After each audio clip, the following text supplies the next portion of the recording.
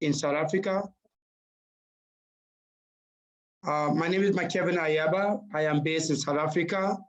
Our organization is set up a startup. As you can hear, set up a startup is like a campaign, a movement that says, set up something, and we will provide all the resources that you need to start, grow, and scale that something.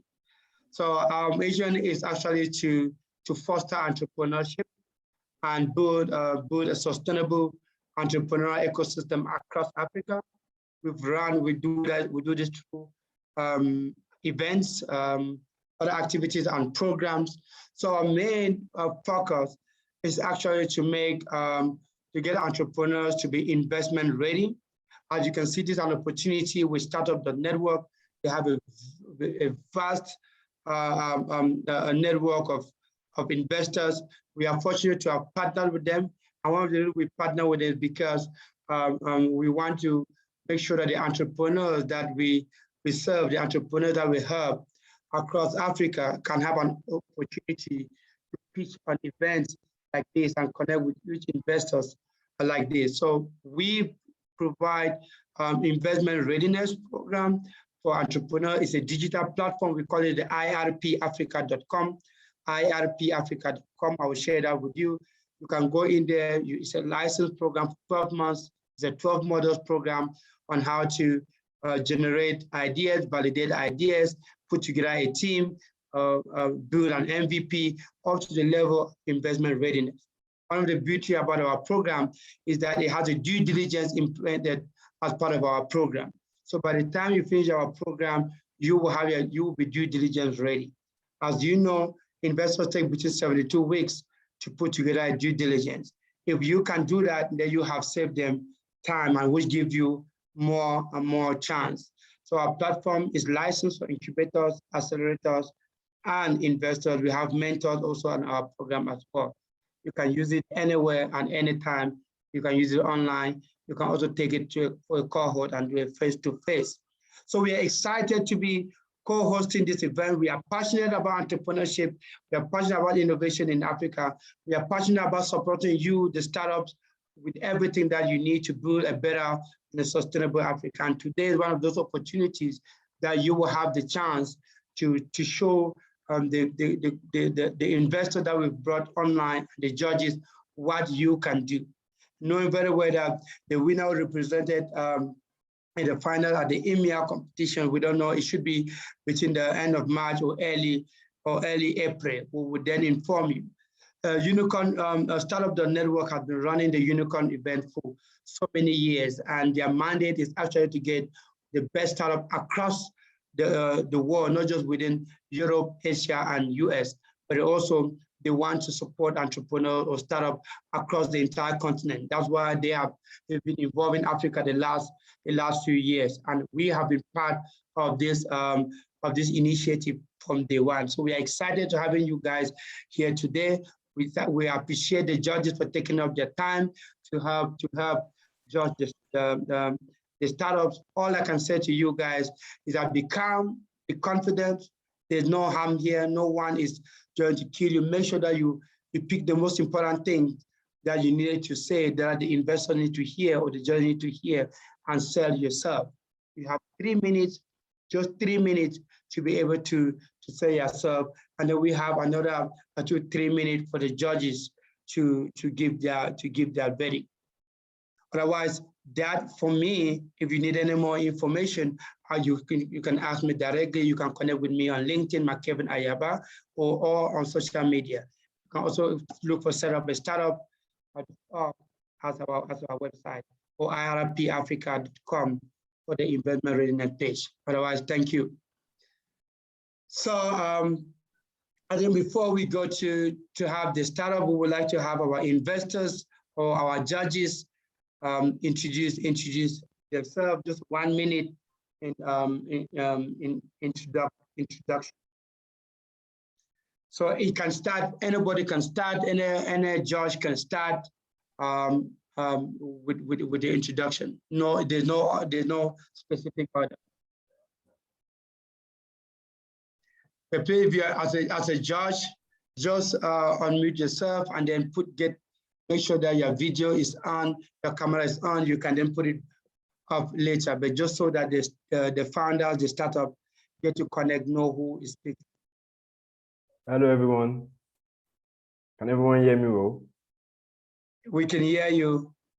Okay, awesome. So I'm Dolapo Uni, and from Nigeria, and an investment associate at Fenema Group, a VC firm that operates in Africa and the Middle East.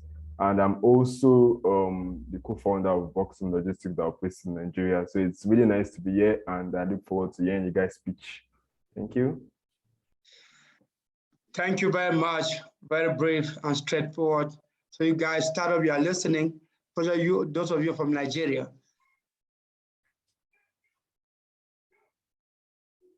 Our next, George.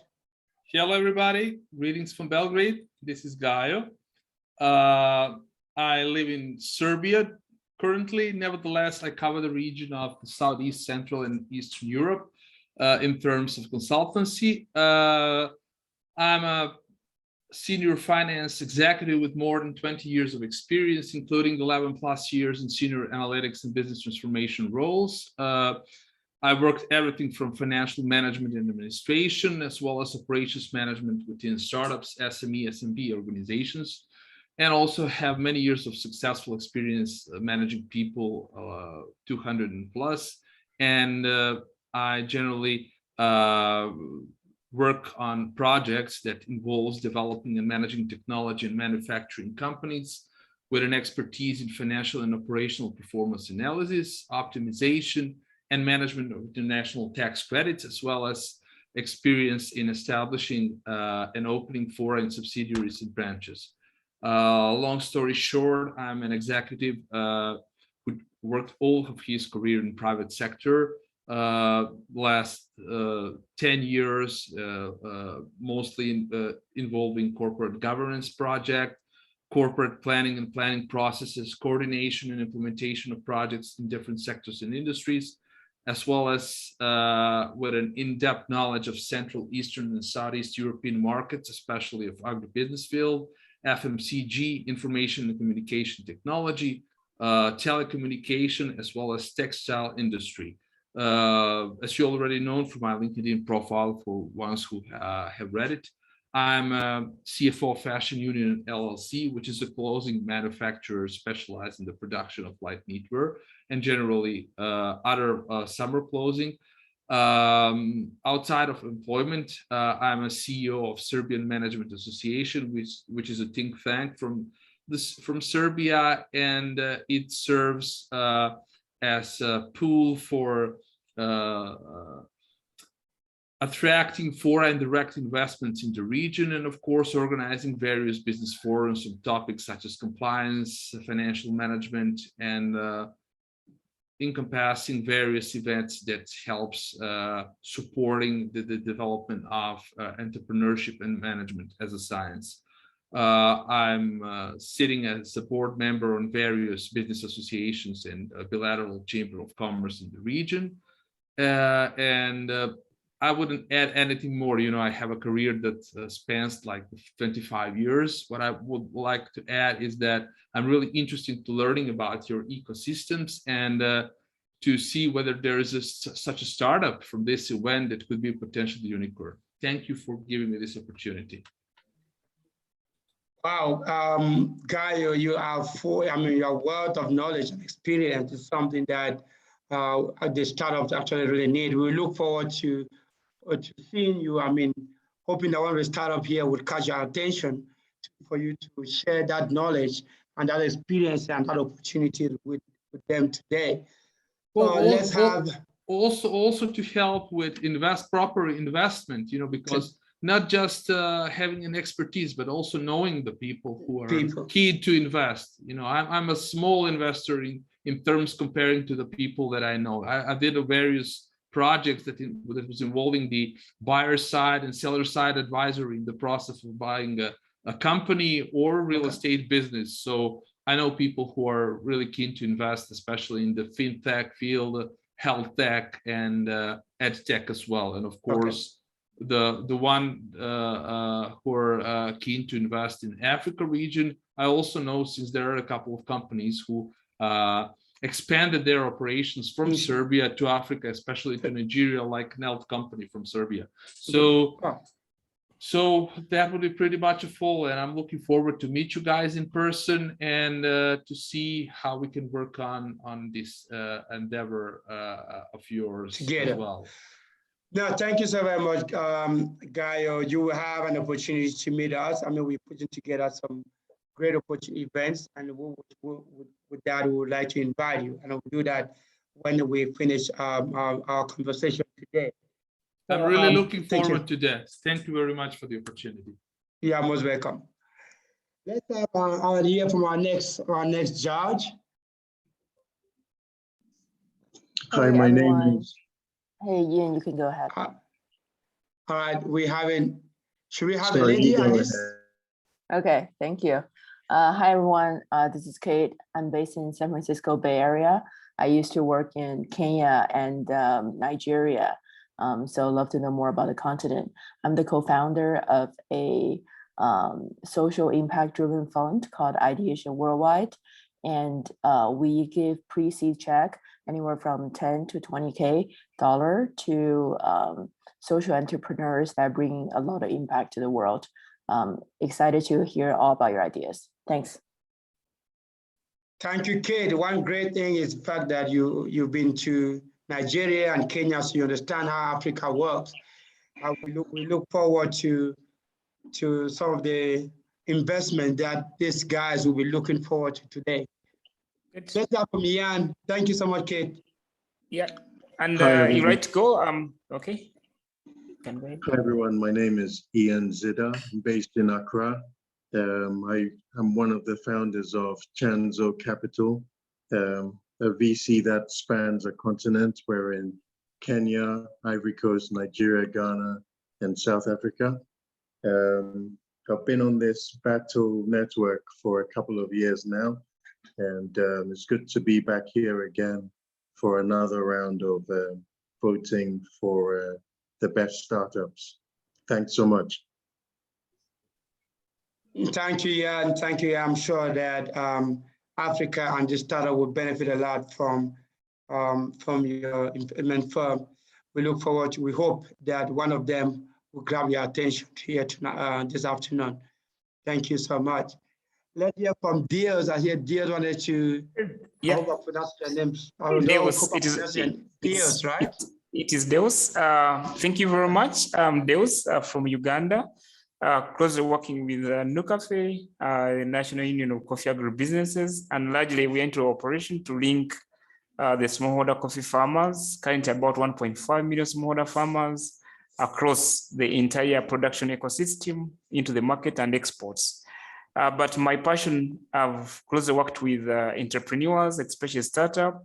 I've been part of those that have contributed towards creating an agribusiness incubator, CURAD, the Consortium for Enhancing Universal Responsiveness to Agribusiness Development. And at the same time, I currently now oversee the operations at Link, the production, the factories around us into the market. I'm passionate about startups, and especially those that are running into the social entrepreneurial ecosystem because of the problems that they have to deal with to solve, to provide sustainability into communities. And I think this is a very interesting initiative, and to meet you all, especially at this forum, to say that we can interlink to communicate. Perhaps I'll be following up with a number of you to see how we can actually bring to scale working models into the African continent, in particular Uganda. So thank you very much. Thank you so very much, Dears. I see that your passions lies across with Kate earlier on, but I think it's just a passion that goes with each and every one of us. I think we start from solving the social issues that Africa has, and again, that's one of the reasons we will see from these pitches. Yeah, actually, most of them actually were touching that. Can we hear from our other judge? Yes, my name is Ayub. I am based in Tehran. I currently manage a startup studio in Tehran, and I have some 15 years experience. 15 years experience working in both conventional and startup markets. Also, I work with some social organization, impact organization in Tehran. Nice to meet you and know you, everybody. Thank you. Thank you, Ayub. Thank you for joining us today to see some of the things that Africa is trying to create. Do we have our next judge?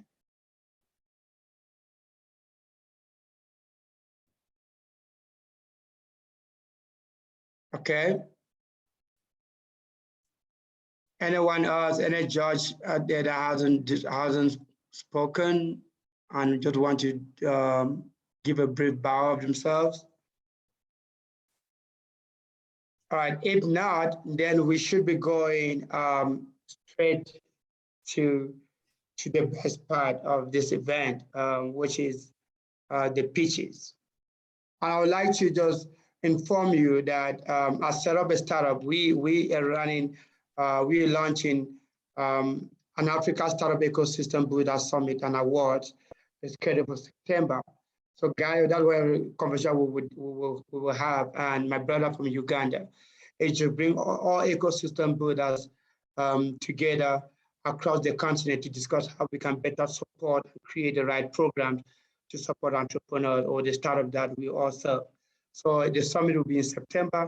I will share more details with you of those who want to be part or even speakers or to be our partners as ecosystem partners can also indicate. But right now we should start with our pitches. It's all exciting. I look forward to you guys. Like I mentioned earlier on, you have just 3 minutes to say yourself, and your judges have additional 2-3 minutes to give their verdict. Just be confident, just be strong, pick the right thing that you need to say quickly and give so that you can have maybe more chance for judges to ask you more questions, which you can then express more on that. So our first startup on our list is Comstrat. Comstrat, I realize that you were here before, and then you struggle with it. I hope now that you have actually the best time for you to be able to share with us what the small business school is all about. All right, that's great. Hi, everyone. Please just say your inboxes, judges. I hope you can hear me.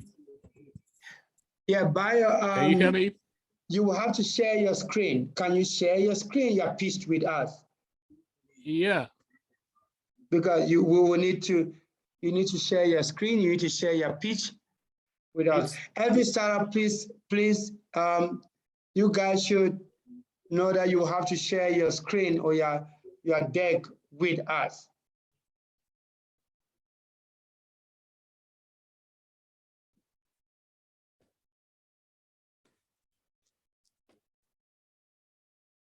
Can you see me now? Yeah, it's still loading. We're seeing you. Oh.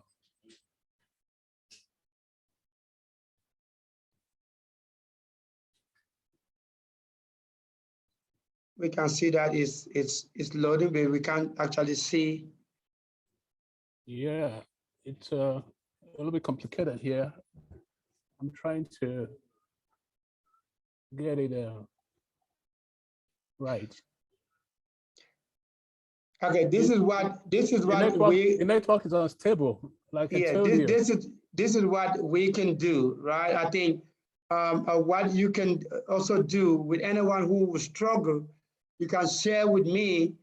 You can share with me your screen, your pitch, your deck if you're struggling, and then I will share it to the people. But I can see you. We can see your screen right now. You can see me right now?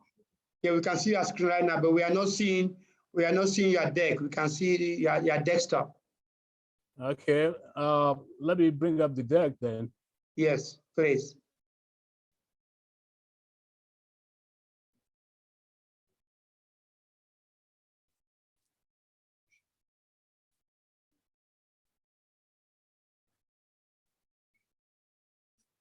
Oh, that's please, judges and all that, let's just be patient. I understand we struggle with Yeah, please be patient with network me. everywhere. Be patient with me, please. I'll be done in a few minutes. Good.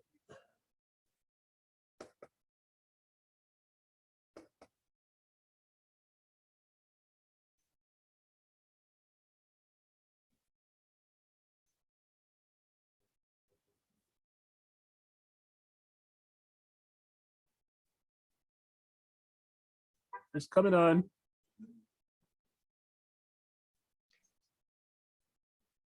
Yes, it's coming, but we haven't. We are waiting for it. Yeah. It's not a video deck, right? Is it what?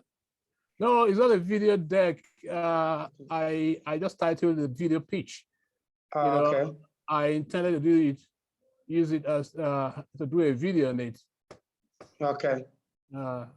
But let me bring out the Unicorn pitch itself.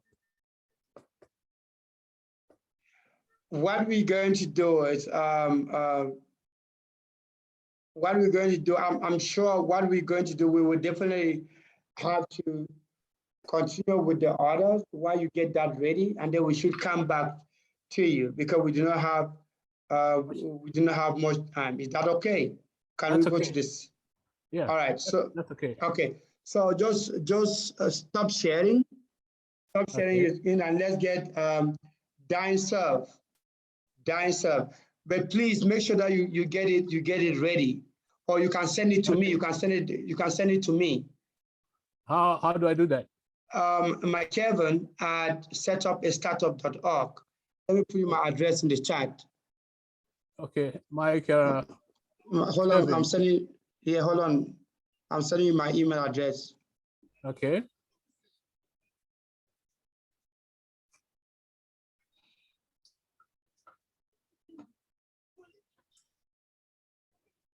All right, I've sent my email address. Just share it. Just send it to me. I will see how I can help from here. All right, now we dine serve is ready. Yes. Hello, everyone. Can you see my screen? Yeah, we can see your screen. You have 3 minutes. All right, wonderful. And your 3 minutes start now. All right, so hello, everyone. My name is Joshua. I'm a co-founder at DineSurf. So last year, during my parents' anniversary, my brother and I tried to get them a reservation at their favorite restaurant in Port Harcourt. And it turns out that the hassle to get a reservation ended up being so cumbersome that it ruined the whole day. So we came up with a solution called DineSurf. Now, DineSurf is a restaurant reservation platform that aids users to find, research, and make reservations at their favorite restaurants in their cities. And we also provide the tools needed by the restaurants to manage their businesses. So the problem now is that whenever a diner goes online to try and make a reservation, they end up needing to rely on unreliable sources like food bloggers and the rest of them. And that doesn't help them process their reservations well. They end up missing or losing that space that they could have gotten. And for the restaurants, they suffer from perishable inventory, increased overhead costs because of things like a table wasn't seated. Means when there's an empty table, money is lost. It's just as simple as that. So we created a solution, and our solution involves a catalog of restaurants with the key information that each restaurant has and the ability to make reservations to those restaurants. We also provide reservation receipt management systems and CRM tools for the restaurants to manage their guests with. Now, the average restaurant in Lagos, Nigeria, which is one of the fastest growing cities in the world, has 220 monthly reservations, and 80% of those reservations are made over the phone, which for a growing city isn't really the best solution. Our market size across Africa is $1.4 billion, and our serviceable obtainable market is $253 million. Now, our competition so far has been a South African company called DinePlan, a Middle Eastern company called EatApp that also has their app in Cairo, Egypt, and a Kenyan company called EatOut. Our competitive advantage is that we are the first to market in West Africa. We provide dinner invites, and we are a B2B2C business. Our business model currently is $50 at our lowest tier monthly subscription fee and a fee per completed reservation, which leads to a total estimated monthly revenue of $193 per restaurant. Our go-to-market strategy currently is direct sales to restaurants. We are currently growing a community of diners and content creators within West Africa, and also running partnership and affiliate programs. Currently, our market adoption has seen a 160% increase over the last 2 months, and we have 42 restaurants across 3 major cities in Nigeria currently using our solution. Our core team involves Yombo Pitan. He owns an advertisement firm in Lagos. Jane Quinn, who has over 15 years of experience in the hospitality industry, and Thibault Lacave, who is a co-founder of Itigo, Asia's #1 reservation platform. Our milestones are to spread to all the countries across West Africa currently. Now, this is a picture of my parents when they used Dinesoft to make their reservation for their anniversary this year. As you can see, they ended up getting their reservation and everything flowed smoothly. So you can scan the QR code to get access to the app. Thank you for listening.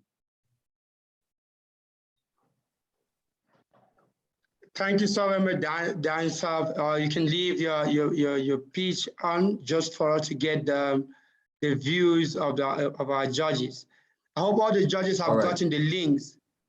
All the judges have gotten the links, and I think for an advice, keep your. I think you should leave your business model just so that people could have it. So why the judges?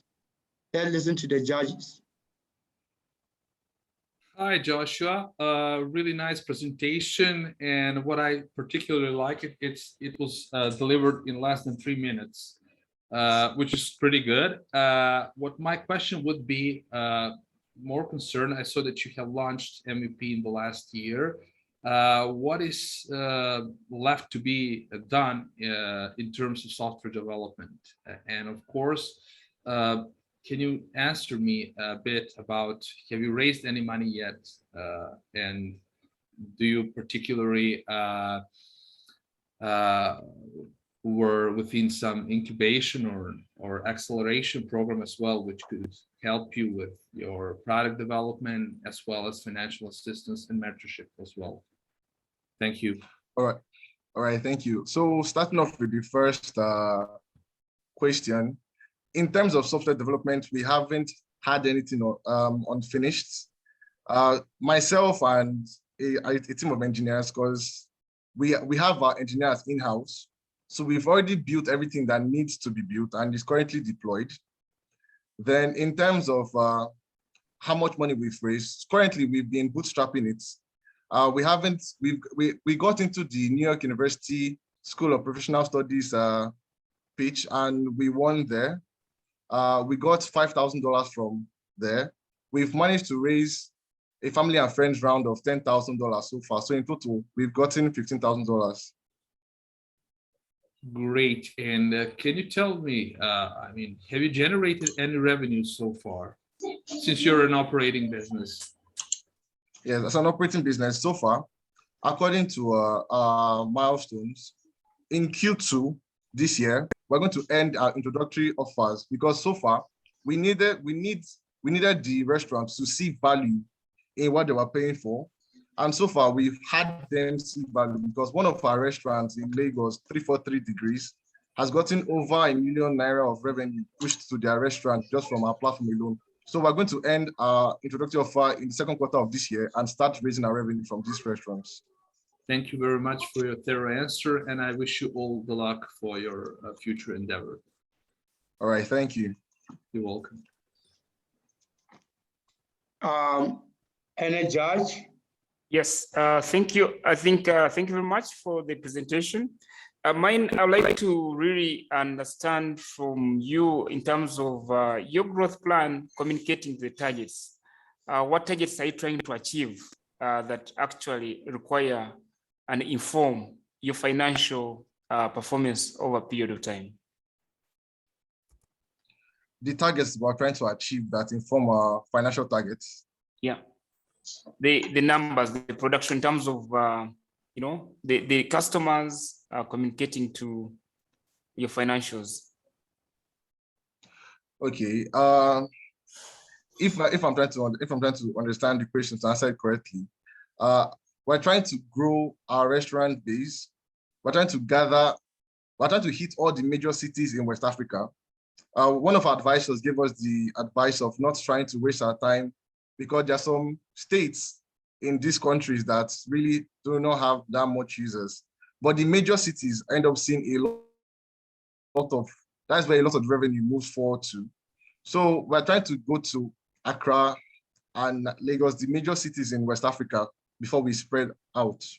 Joshua, answer that correct. What could be your around the break-even number that will really justify your reinvestment into your company? What is the number in terms of customer target that would allow you to break even? Yeah. Well, I wouldn't be able to give a direct sum right now, but it shouldn't be a little bit over $30,000 before we could break even properly. Okay, please, thank you so much, DineServe. For all more information, please, George, you can just contact him just to have that conversation. Please, you can stop sharing your screen. We are out of time. Please, George, do not forget to rate, to score him. Just go to your score sheet and just score him, and you can change your mind. If you are giving him 1, you want to give 5, you give. You are giving 5, you want to give 4, you give. We should go to our second pitch. I don't know whether our startup business school or small business school is ready. I've not received your email yet, but I'd like us to go to, without wasting much time, I'd like to appreciate those that have just joined. I can see that we have Josh, one of our judges that has joined us. Yongama, quickly, we were doing the pitches already, but you are very important. Can you just quickly introduce yourself? How you doing, my brother? McKevin, sir, I am so sorry, and I'm sorry to the rest of our colleagues on the call. I unfortunately, or fortunately, I had to pick up my sons from school. Thank you for having me here, and I got the last part of the pitch and the questions. I am Yongama Square. I sit as the Managing General Partner at Isimovest Venture Capital Partners. We are based down here in South Africa, specifically Cape Town, but we also have an office in Johannesburg. We look at early stage VC companies that have a technology flair, and we look at pre-seed, seed, and possibly Series A. Our ticket sizes vary between 50,000 and 1.5 million USD.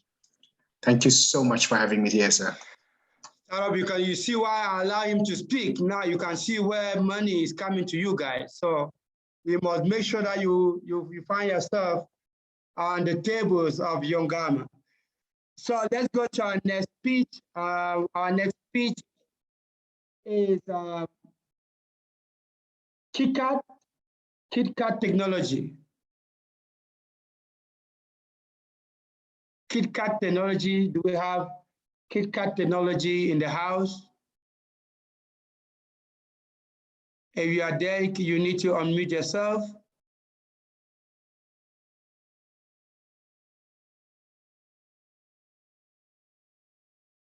Do we have KitKat technology in the house?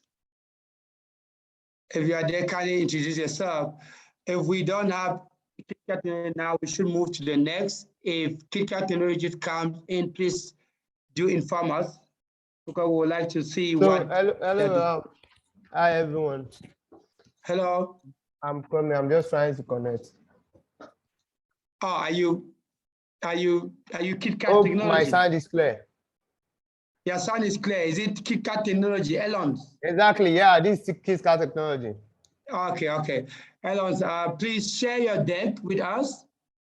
Okay. My deck. Okay, I'm coming. We are just setting up here, so. My dear judges, please let's just be patient. You know, we struggle with this technology thing, but we are busy. We are busy. We are busy building it. We are making a difference. You guys, we need your help. These startups, they need those funds, those funding, those investment to make sure that they do something better. Okay, I'm coming, please. Just getting set up here. It's been a busy day. Thank you very much for your patience, all of you.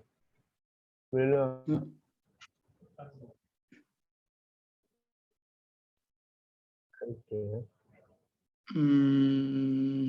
It's all loading. Where is it? I think we have. Ellen, are you getting it right?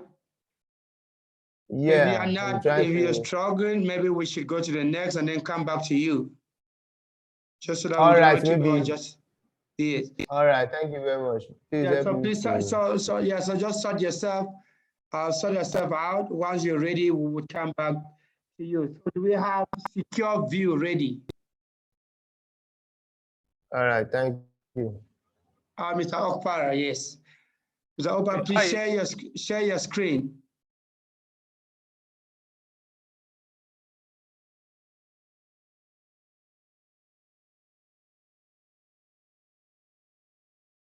Can you see my screen now?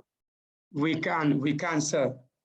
Okay, hi everyone. My name is Okpara Fidelis from SecureView Limited. I'm the ICT coordinator of SecureView Limited. So SecureView was given birth to by a father that almost lost his daughter due to the inadequacy of emergency system that exists within developing countries, in especially Africa to be precise. Using Nigeria as a case study, we have 45 to 60 minutes for a response time for emergency services to attend to your emergencies, compared to, which is 5 times faster compared to countries like Kenya and South Africa. SecureView actually tend to solve this problem that exists within our system, which is violent crime that actually happens within us, violent crime, robbery, kidnapping, murder, which is common. We talk about availability of quality and timely emergency services. Then we have lack of integrated functional system. Then we have security risks to personnel and assets. This actually concerns organizations like various organizations, your staffs and the rest, the security risks they face and how to actually solve that. Then we also have timely information and time to response with emergencies. So what solutions do we actually provide? SecureView actually provide real-time incident notification to organizations and individual users, connect users with closest pre-qualified emergency and general service provider, provide GPS-enabled localized security profile and heat map, track employees, their families, and friends during emergencies, reduce costs of client security budget, can be customized to suit organizational use. That is, organization can actually customize the SecureView system to suit whatever use they want to use it in response to their emergency needs. SecureView have these key features. There are a lot of features available on SecureView system, but the key feature on my SecureView system, which is available on iOS, Android, and there's a web portal to actually go with this, is we have the embedded the incident notification. The incident notification has to do with, we have an analyst that actually goes around seeking for incidents and reporting incident that happens within the vicinity. The users too can actually report their incidents. We have security profile. Security profile actually deals with telling you the security profile of the place you're going to. Let's say you're actually coming to Lagos. It tells you the security profile of Lagos prior to your visit to Lagos. And when you get to Lagos, you get a notification about it. We have help alert system. A help alert system is where you're in an emergency situation, you actually request for help using the help alert system. Then when you request for the help, our service provider, which are actually existing in our system, tend to attend to your emergency need. Then we have the API protocol. The API protocol actually has to do with Organizations that already have applications available and don't need an extra applications to be installed within their staff system can integrate our API system to the system to actually have all the services we render available to them, especially in aspect of help alert, incident notification, safety protocol, and the incident notification. What are the most the use cases for security? We have centralized monitoring dashboard, which is the dashboard that is given to organizations to monitor the activities and security portfolio of their clients. We have the access to incident statistics and data analysis. Security is proud to actually say that we have been able to gather incidents from various parts of Africa, which include not just limited to Nigeria. We have incident reported from Ghana, incident reported from South Africa, incident reported from Mozambique, incident reported from Kenya, incident reported from a lot of African countries. And we are trying to expand to more African countries to make sure that the gap between response to emergency is breached. Then we talk about 30 seconds, 30 seconds. Okay, let me move over to the key value proposition. The key value proposition for SecureView is security intelligence. We try to gather security intelligence to curb the time needed to attend to emergencies. We have our organization functionality, which helps to bringing the organizations to speed in aspect of timely response to emergency, where service provider tend to respond to their need. Then we also have the security profile, where you can create a profile of, you can create people of like mind, your family, your colleague, your organization, you create a security profile. And when you request for emergency, during time of emergency, they come in, and when you're being attended to, they are notified whether you're in the country or not in the country, whether you're within the location or not. Once you are within the safety circle, you get notified that someone in the safety circle actually requested for a security for an emergency. Okay. And once the emergency is actually requested, then a follow-up to track your location during the emergency period and help. We will have to, judges will have to hear from you. Thank you so very much, Mr. Okpara. Here is my question as one of the, not just the host, but as a judge. Do you want to please share with us how you make money? What is your business? What is your business model? How do you make money? And do you have, we also have not seen anything like you working with anybody from a team perspective. So just quickly, how do you make money? Okay, how we make money is we have subscription system. Our subscription system, we have the basic plan, which from what you can see from my presentation, you see the basic plan, which is free, has limited functionality available. But we have premium subscription plan, which is user pay yearly, an amount of $30 per year per user. Then we have the organizational plan, which is dependent on the size of the organization. An organization with a higher number of staffs actually pays depending on what amount of staff they have within the organization. Now, this is the functionality available to organization. Let's say an organization of 50, you have 50 employees in your organization. You subscribe for the 50 employees, and within the 50 employees, they have access to, each organization member have access to 5 of their friends and family members that can be added to the safety circle to actually enjoy the premium subscription that the organization actually pays for. So have you raised any funds? Have you raised any, have you been selling this product before, these services? Yes, we have been selling the product before. We have been able to raise a sum of $150,000 so far, ever since we started. And we have actually have a few organizations sign up to our system, and we have users on our system. We have an average of 2,000 users currently within our system. All right. Any other judge, please? Hi, Okpara. Nice presentation. Nevertheless, my suggestion would be that next time when you pitch to other events, you focus on what is the most important thing for the investors that they wanted to hear, and try to be short as possible. I mean, picture says like 1,000 words, as we all know, but your focus of your story would always needs to involve a side of the technical part that you presented and all the technical details. You should be more focused on commercial side of your project.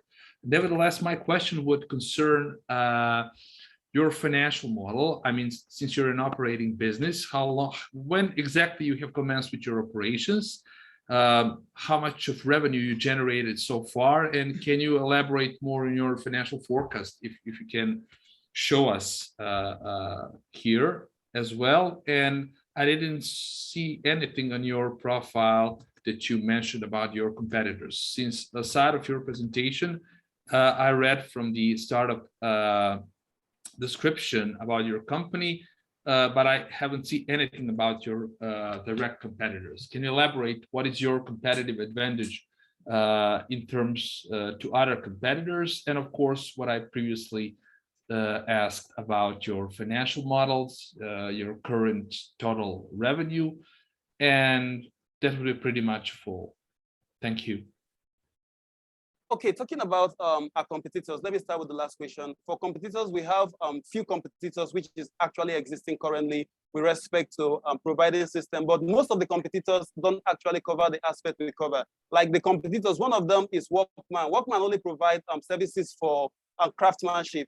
Then we have Kaya Help. Kaya Help actually for workmanship. It is MRO actually provide a little bit of the security aspect, but they don't focus on actually linking both the public sector security agencies and the private sector security agencies.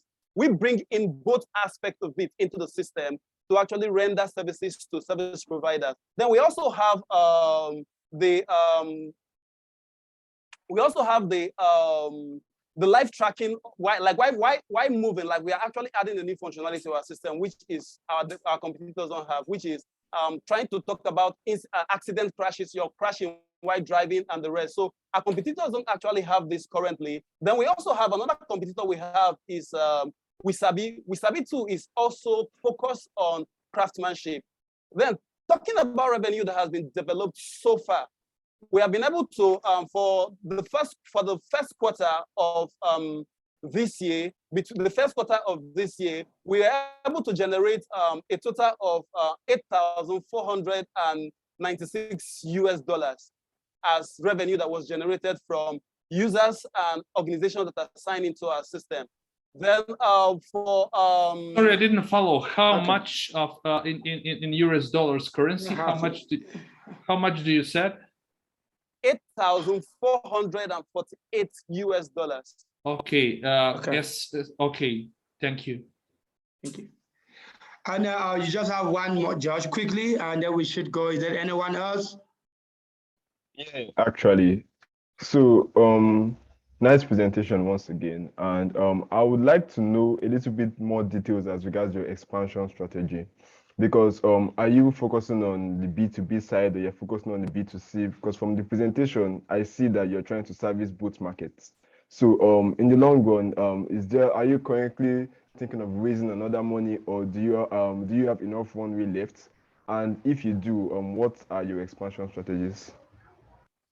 Okay, thank you very much for the question. Expansion strategy has actually been not just to we are focusing on both the B2B, because when it comes to emergency, it deals with both individuals and organizations.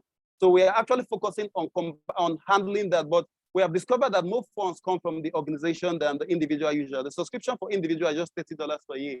Why for the organization, depending on the organization size, we can run up to $1,000 per year for subscription. So for that, we are actually focusing on increasing our marketing skill, our marketing strategy, because one of our setbacks has been the ability to raise enough funds to push the product out for marketing. That is why it has not gained much of the acceptability. We are actually looking at covering the entire African continent for now with our services to make sure that the aspect of incidents, emergencies is resolved so that lives will no longer be lost due to less response time. All right, thank you so very much. Judges, please, you have the final say with your scores.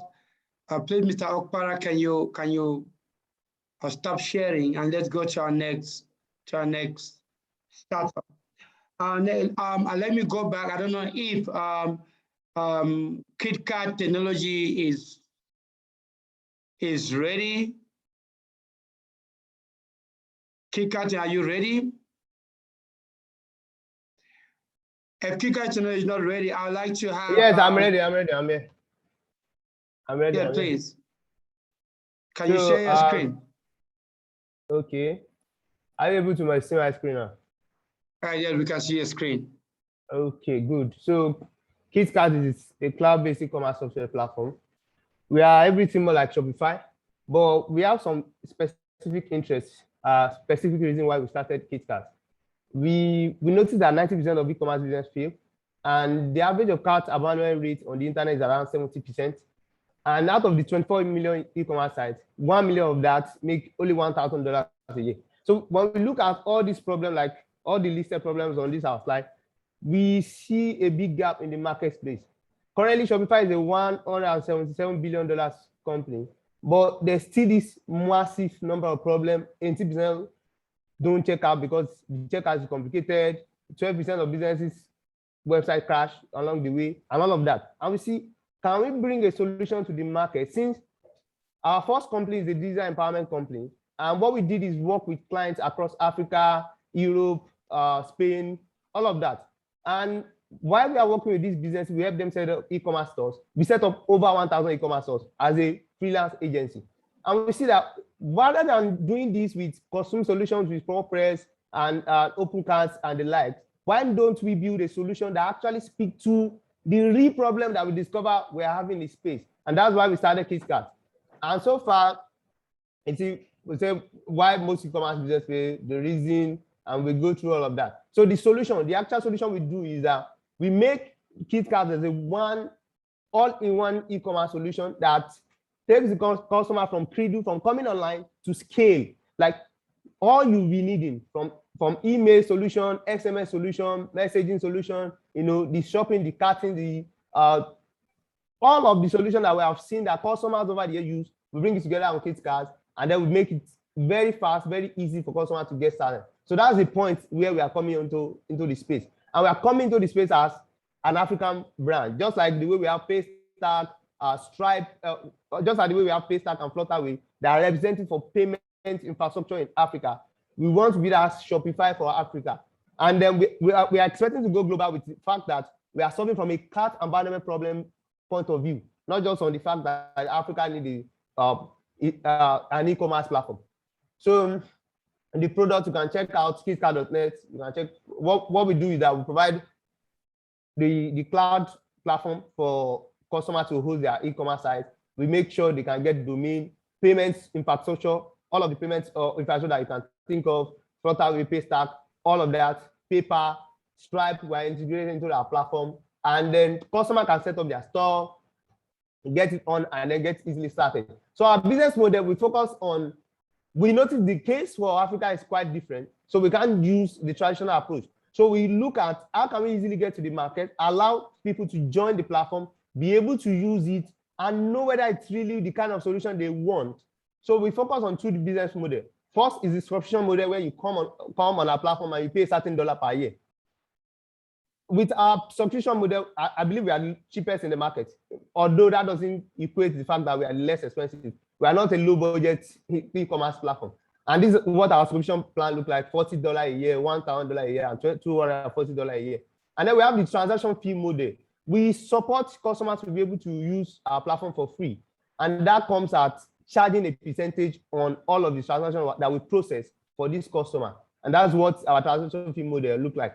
And apart from that, we have a payment system. We have a payment infrastructure. We call it KeyPay. KeyPay allows us to make seamless transactions happen for customers, because we notice primary to all of the e-commerce problems that customers have is either that they couldn't take payment from the client. They couldn't take payment from the shoppers.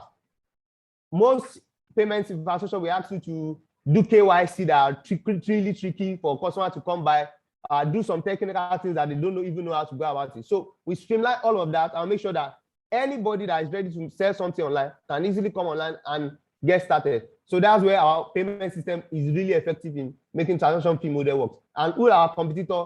We have at scale, we have the global competitor with space, so anything that you can think of. But when we scope it down to who are the people that are trying to do it from Africa, we have the likes of Bumper, Quick Cards, and Share a Shop, and other solutions like that. But where we are different is that we are a full flag solution. We are not just some storefront that allow customers to be able to sell. We're a full flag solution. We are more like Shopify. You can do all of the things that you can think of. Your emailing, your everything, including automated ad, is well structured into the platform. You can check out KitKat. And then what our advantage, development costs were cheap, easy to get. Development time, you can set up your store in 5 minutes. And the marketing costs, we have 30, 30 seconds. Yeah, thank you. Who are our target market? Our target market is small business owner across Africa, online entrepreneurs who are digital creators, entrepreneurs without the time and budget for customized e-commerce solutions and the likes. Our fundraising effort, what we are looking forward to raise between $100,000 to $500,000 in order to scale our platform so that we can reach 10,000 to 120,000 stores in the next 12 months. We are realistic with our number. We have done a lot of forecasts and we have looked at the current number of sign-ups that we're having per day. On the average, we're having over 50 sign-ups per day currently. And then who are the team? Including myself, I have a couple of other people that have joined me in this journey, Dan Smith and the likes. These are the people that have been part of our team and they are growing the team so far. Thank you very much. Thank you very much, Kikat. A brilliant concept. Here's my key question, and maybe just for you to highlight a bit. We're talking about data here, and we're talking about people personal data from payment to everything else. What security measures do you have to protect people's data, and why should people trust the platform? Well, our technology is well secure. I've been in development space for about 7 years now. I've worked in different level of scale of projects, and I know the kind of security measures that should be put in place in order to secure user data. For instance, we are not using our own framework or writing from scratch. We are using Laravel. It's a strong PHP framework that have a whole lot of community and best practices to ensure that your application is secure. And then we are ensuring that we are using strong SSS solutions across all our stores, very secure SSS infrastructure. And then our solution is already recognized by top site recognizers, or how do I put them? Built-with, Saxworthy, and the likes that already give testimony on the fact that our platform is a one you can trust. So on security level, we are doing our very best. You can't just over-guarantee what technology. How many people do you have on your database, and how much money have you made? We have signed up over 1,500 stores right now. But when we are placing this site, we are just on 1,000 customers then. Yes, and how much money have you made from selling your product, not from raising? How much money have you made from selling our product? We have made roughly $12,000, if I'm not mistaken. All right. Any other Josh, please? Please let me know how much does it cost you to find and secure a customer? What? Let me know how much does it cost you to find and secure a customer? Currently, to get a free, because our business is space across, it costs us less than $0.2 to get someone to sign up. That's for sign up. But for a paid customer, it costs us around $2 to actually get someone to be a paying customer.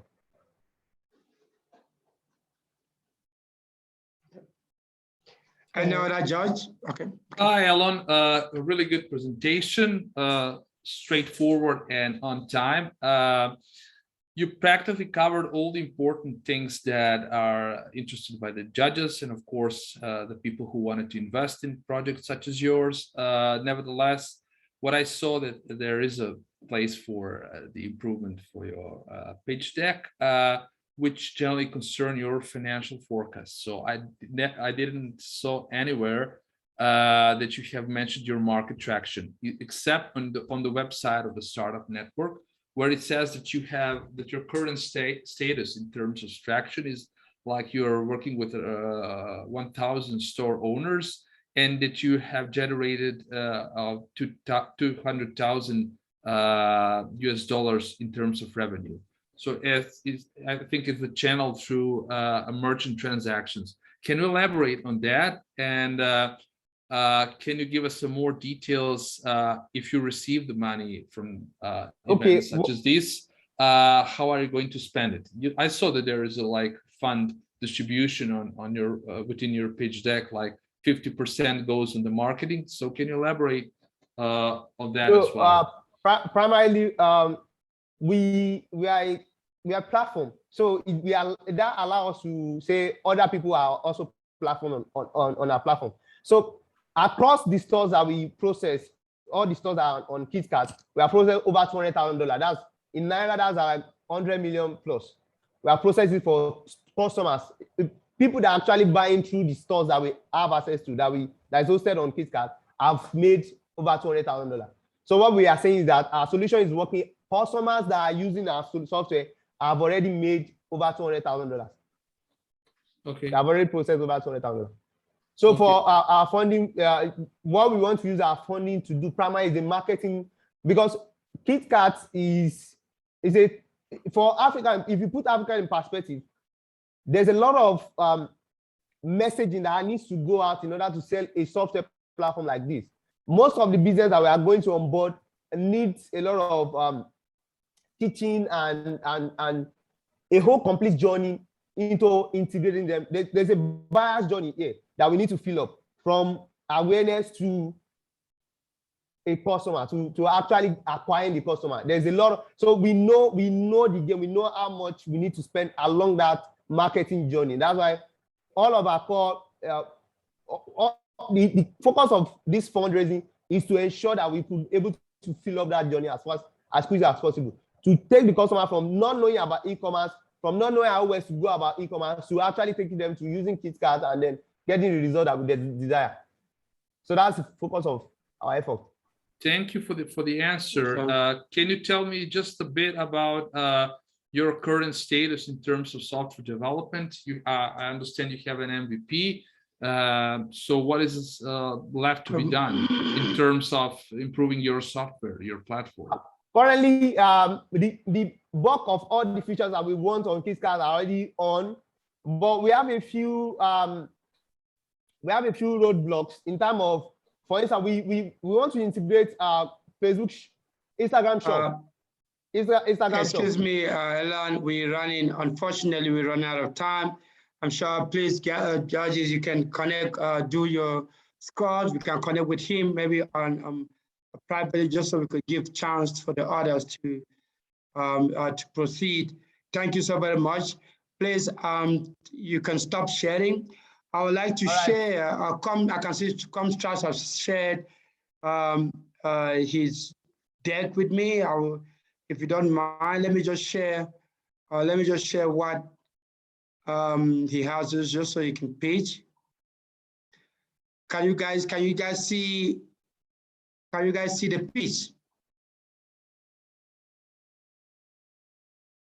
My dear judges, can you see the pitch? Yes, it's visible.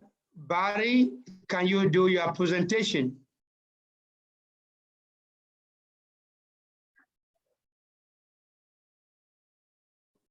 Barry, are you there? I think he can hear you, and since he changes the slides within the presentation, but I think he didn't unmute himself, so probably he's speaking without the opportunity for us to hear him. Yeah, let's just see if I can unmute him. I don't know. Barry, it's really a struggle, yeah? Honestly, it's a terrible struggle. The glitches there so much. Yeah, and this is the second time he is on a. It's a terrible situation in this country. On this program, can you speak now, Barry? Yeah, can you hear me now? Yeah, we can hear you. Please just go ahead quickly. We'll really be wasting out on your page. All right. Just tell me what you need you need from me. What I don't get it. Can you see your pitch? Barry, do you see your presentation? Because we need to move on with it. You know, you need to present us what you have to say. Barry, can you see your presentation on your screen?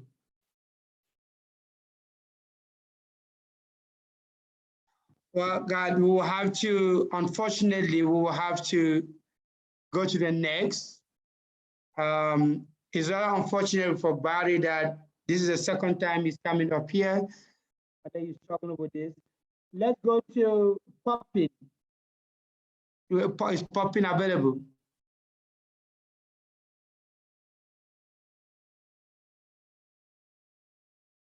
Yes, I am available. Can anybody hear me? Yes, we can.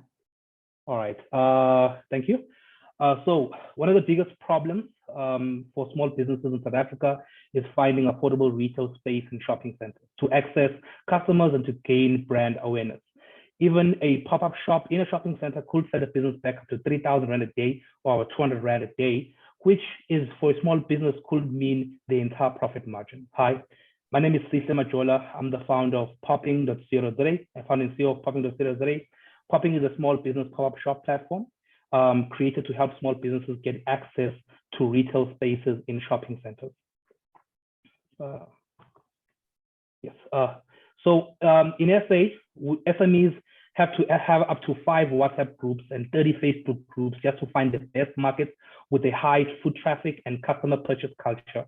100% of hosts use Google Forms, type forms, contact forms for vendor bookings and groups to advertise their markets. This process is inefficient and makes it hard to find the best businesses for their markets, a manual and ineffective way of managing a market.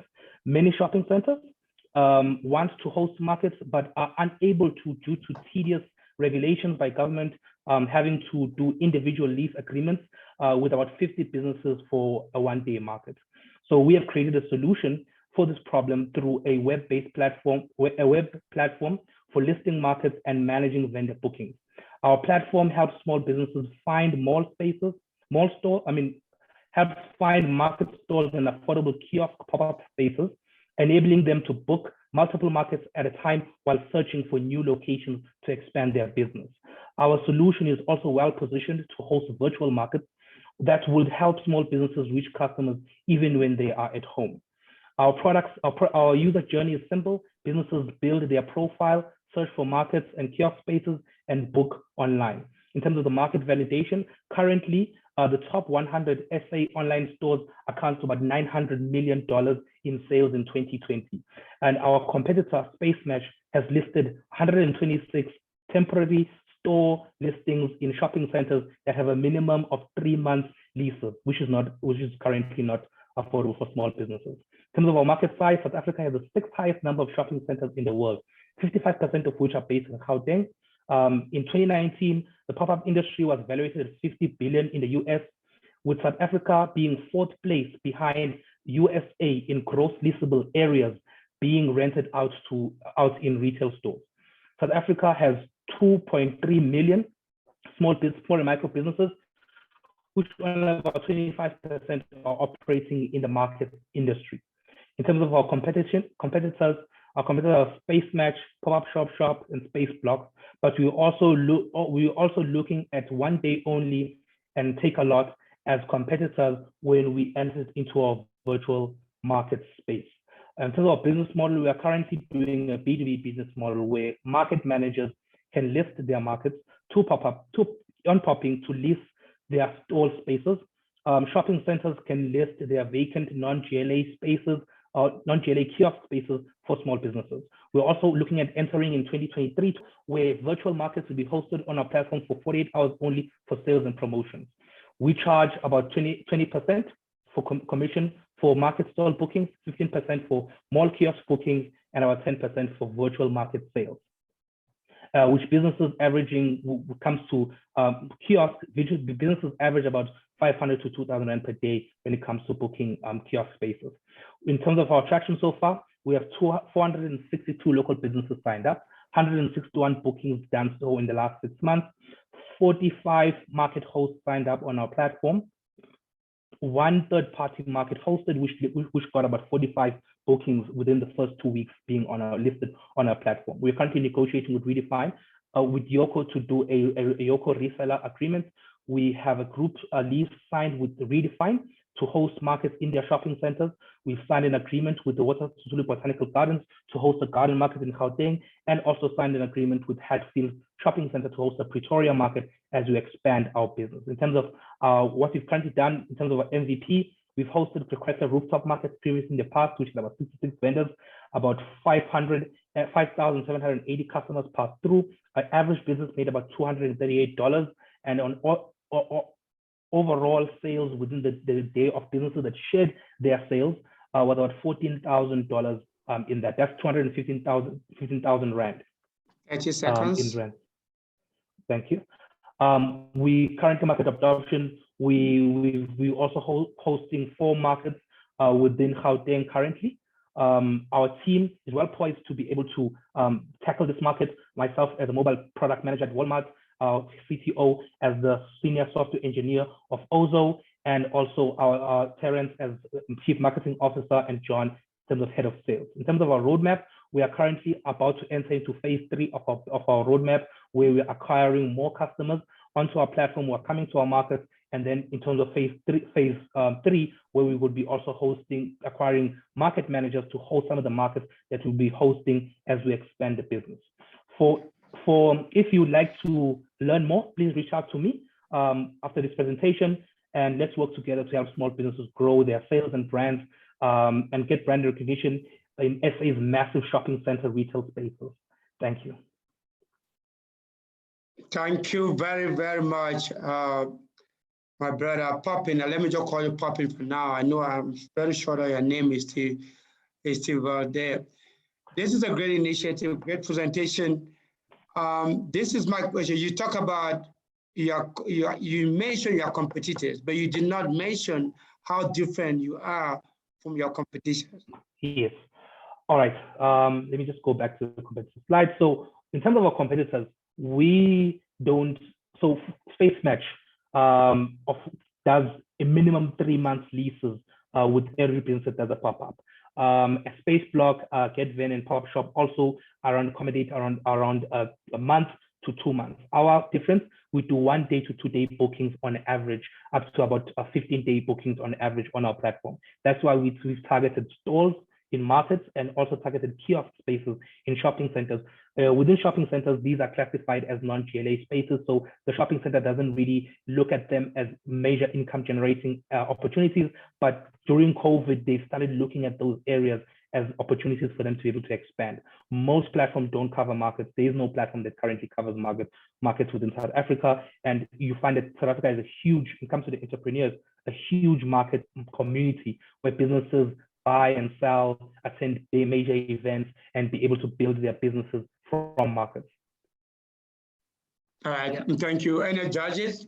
Yes, I'd like to go in. Thank you very much for the presentation. But could you be elaborate on what level of investment are you looking at and what is the return on investment? Hold on a second. We cannot discuss that on the platform. I would like you guys to have that conversation at the side. We can have any other conversation around it, but we don't allow that conversation for them to mention how much they're looking for and what is that. I think that one can be discussed aside.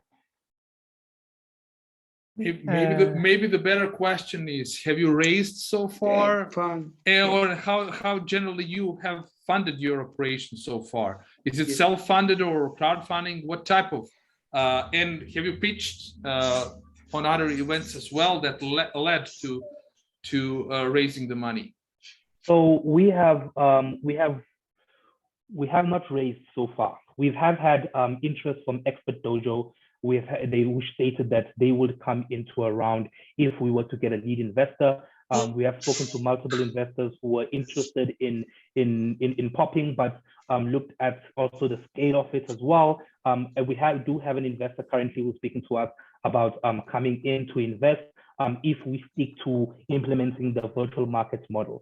In terms of currently, we've been bootstrapping the business so far. We've invested about 14,000 Rand or $14,000 of our own cash into the business, and this was ideally just to make sure that we cover all of some of the expenses that we had, developing the platform, growing the team, and really also getting access, because every market that we do, we had to do a lease. The initial MVP ones, we had to do a lease. But with these ones, as we're going along with Redefine, it's much easier because this is now a group lease agreement where we have a much shorter in terms of lease fee, and we're able to then expand much more efficiently with that. And so far, within the last 6 months, of 2021. This is not 2022, 2021, we made about $4,272.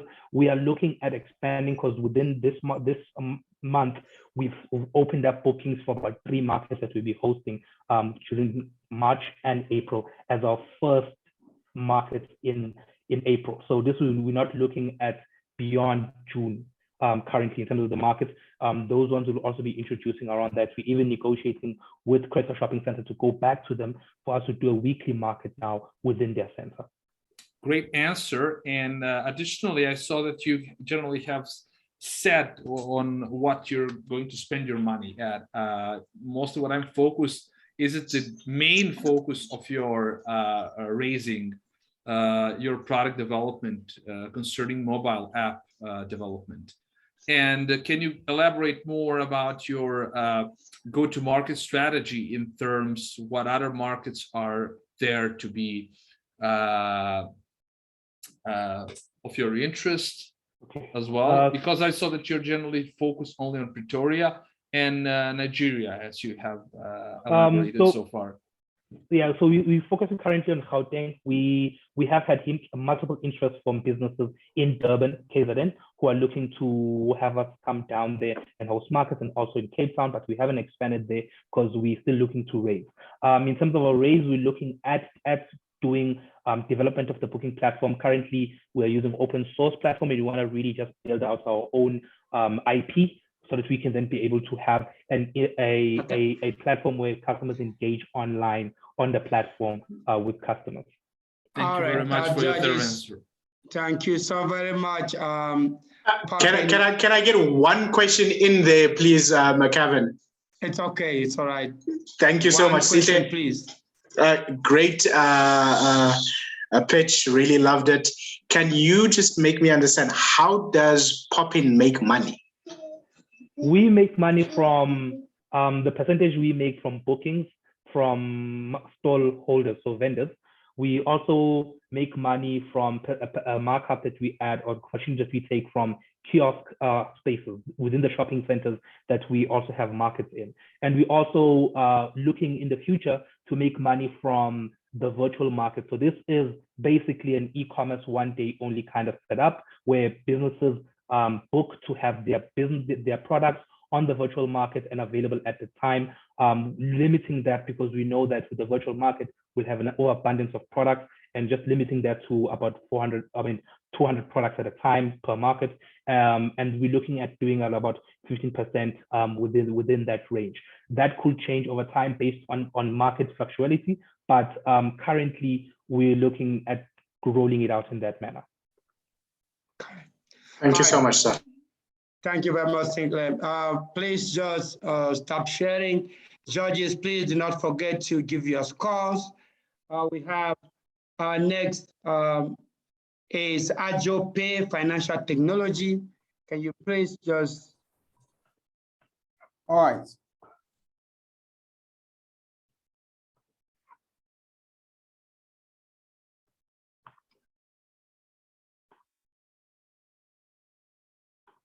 All right, I don't know if everyone can see my screen now. Yeah, we can. Okay, can I start now? Yes, please. All right, good day, everyone. My name is Ibrahim Adepoju. I'm the co-founder and CEO of Ajo Money. We are digitizing the century-age rotating savings and credit association in Africa to help millions of Africans save money, spend money, and access interest-free credit. If you're from Africa, there are 75% chances that you yourself or a member of your family has taken advantage of Roscar to cover bills and finances. Ajo Money is leveraging on this rotating savings and credit association to build the Klarna.com for Africa. And we believe if you can afford it later, you can get it now. What our app does is simply shop, pay, while still saving. This is Ajo Money's superpower, and we call it financial freedom. The problem we are trying to solve is inflation and poverty, high interest loans and capital, poor getting poorer, and challenging online spending. I came from a family of 6. My dad is a petty photographer, and my mom earns below $100 monthly. At the same time, for myself and my siblings were in the same university and they were able to finance our education without issues and being in debt. How they were able to do it is by participating in different society savings due to association where they belong into, and they budget their collection towards September, August every month when they pay school fees and other bills. With this, they don't need to worry about money, whether they have money at that period of time, because they know the cycle will get to their turn. We believe bringing this solution across to the Gen Z and millions of Africans, we are going to make access to finances easier and more convenient. We are building a technology behind the scene, an unbiased credit worthiness system. We are leveraging on AI and some other algorithms to go through our customers' payments and spending pattern to forecast the next credit sent for them and give them access to shopping and paying step by step while still saving. Our market validation, when we launch this platform, till date, we spend zero on marketing. The moment we launch on the Play Store, we got the awareness immediately. We have over 95,000 impressions on the Apple and the Play Stores. We have close to like this data, we have close to like 7,000 downloads to date on our platform. And all these downloads are organic based on searches. These are some information from our Play Stores and our Google Stores showing that 93% of our customer acquisition are through App Store searches. Many people who knew about this will have been looking at the technology to make it possible for them. We have a market size of about 76 billion, about 29 billion serviceable market and 2.9 billion share of the market.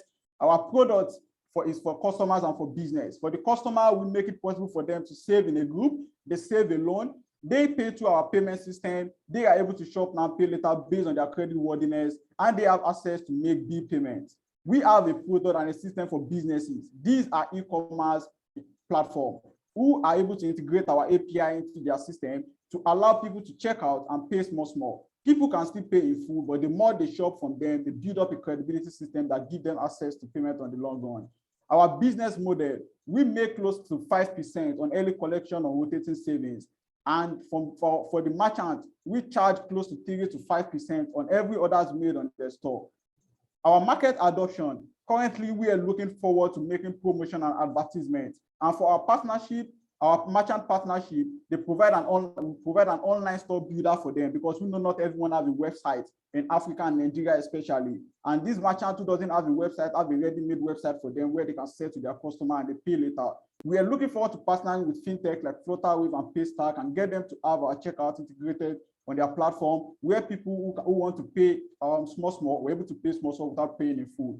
We have our competitions in the lending platform, in the savings platform, and also in the buy now, pay later system. In the lending, we have the branch Fair Money and Carbon in Africa. We have the Money Fellows in Egypt, True Saver AI join Nigeria, Pithes and Cowrywise in the savings, Credbal, Cardon Zero, and CDK currently in the buy now, pay later.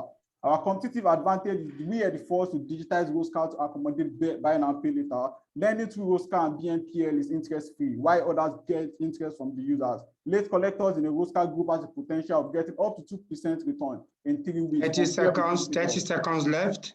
Our traction so far, we create about $226,000 in transaction volume of the platform, about 4,100 registered users. We have a good potential of expanding across sub-Saharan Africa.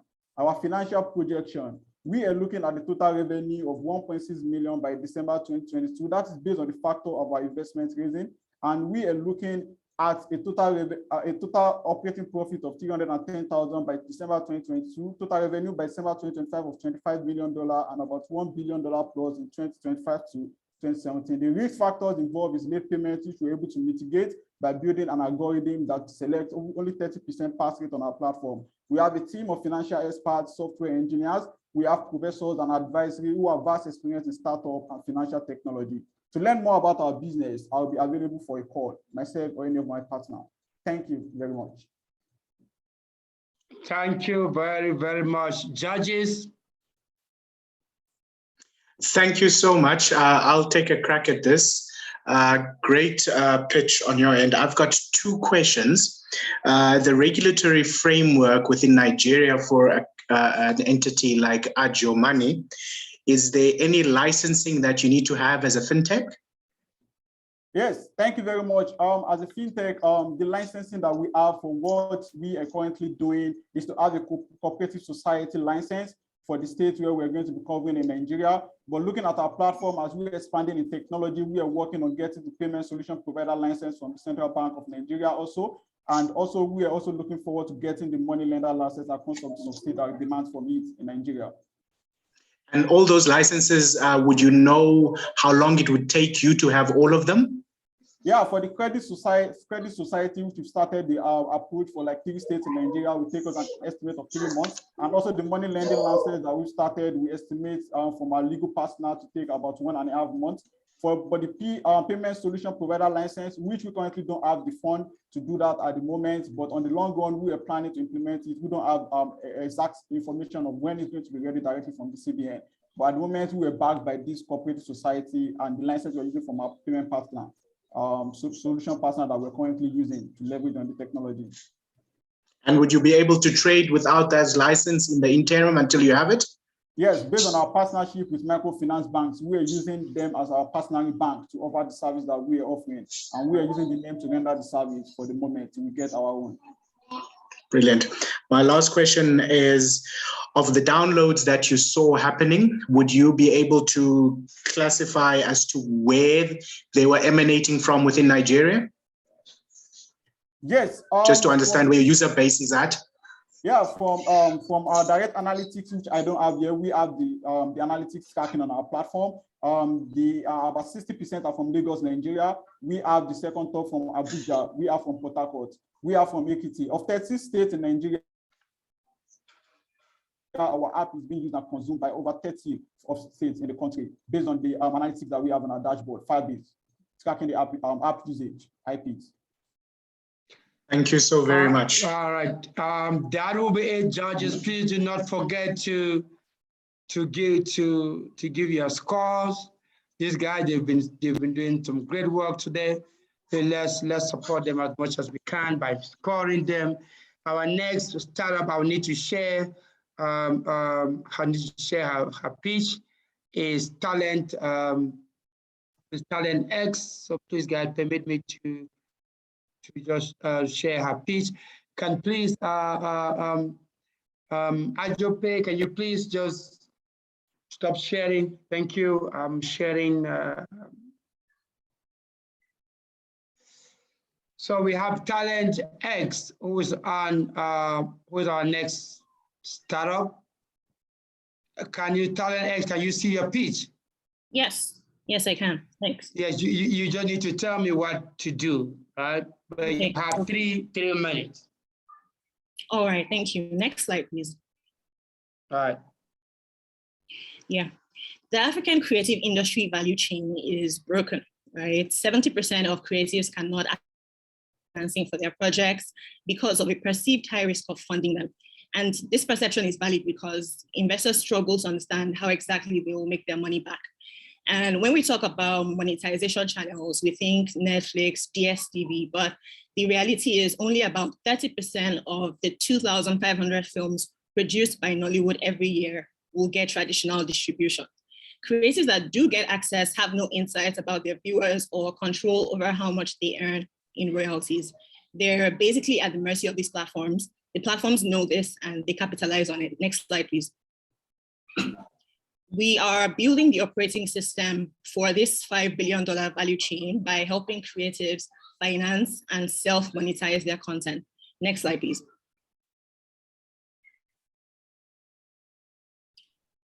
Yeah, next slide again, please. Yeah. Talent X is one of the very few that offer financing that is 100% secured using intellectual property. And this eliminates the biggest barriers to access. But perhaps our biggest selling point is our ability to actually liquidate the intellectual property in the event of a default. And this allows us to guarantee success rates to our investors of at least 80% compared to an industry average of less than 50%. Next slide, please. Next slide again. Yeah. Our monetization product allows creatives to host and self-price their content for free, leverage their existing communities, and gain insights about their viewers. Our MVP is currently in development and is expected to be ready by early Q2. Next slide, please. On our monetization product, we'll charge a 10% commission on sales and a subscription fee on premium features. Next slide, please. And on the financing side, we generate revenue from interest spread and royalties. Next slide, please. So far, we have funded about 4 projects with expected royalty revenue of about $100,000. And we currently have another 3 projects in the pipeline with potential for another $500K in revenues. Next slide, please. Building TalentX requires expertise across transaction structuring, project management and distribution, and tech development. And this is exactly how we structured our team. My name is Victoria. I'm co-founder at TalentX, and my background is in venture capital investment, structuring products for venture debt, investments, and also data analytics. Our other co-founder, Mfon Basi, is in charge of creative direction. He is actually a creative himself, right? So he is really, really in touch with the problem. And then our last partner, or our last team member, rather, is Ezekiel. He's our product manager, and he's actually a 2-time co-founder. He's worked on this startup called Drivers NG, and they're going really well. Thank you. Next slide, please. To learn more about what we do, please reach out after this presentation, and I'll be happy to set something up. Thank you for listening, and I'm looking forward to your questions. All right. Thank you very much for the great presentation, Victoria. Here's my key question. So you are an investor, and you are investing in this space where artists are struggling, right? You are still here to build your platform. So you are here to pitch a deck of what you guys are doing and looking for other investors to join you in pushing this vision? Yes, I guess you could say we're investors in a sense, but our true positioning is bridging a gap that currently exists between creatives and investors. So we actually partner with investors, we partner with asset managers, we partner with traditional banks, we partner with creative funds to structure transactions to help them evaluate creative projects, right? And to help them manage their loan, to help them manage their collateral. And then on the other side of that, we reach out to creatives who we believe have great projects, who we believe have projects that are potentially revenue generators, right? And we match those 2 categories of people together.